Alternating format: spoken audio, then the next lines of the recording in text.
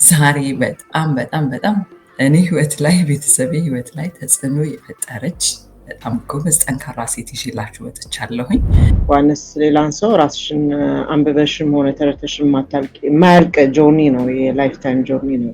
ራስ ጋር መናበብ፣ ከራስ ጋር መግባባት የሚባለው ነገር ማለቂያ የሌለው ነገር ነው። ሰው ራሱ ላይ እንዲሰራ ከየት ነው መጀመር ያለበት? ዛሬ አንዲት ሴት ይሄን ቁጭ ላይ የሰማች ኦኬ ከየት ልጀምር ብላ ብትል፣ እኔ የምፈልገውን ነገር መጀመሪያ ክሊር መሆን አለብኝ ከራሴ።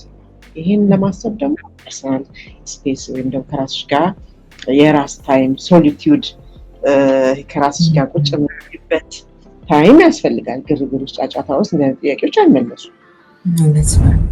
ሁሉ ነገር መልስ ስላለው የሚታሰበው መልስ ያለው ነገር ብቻ አይደለም የሚታሰበው። አሁን የሚያስጠራንም ይሄ ነው። መልስ የሌለውን ነገር ፌስ ማድረግ ነው ኮሚኒካል።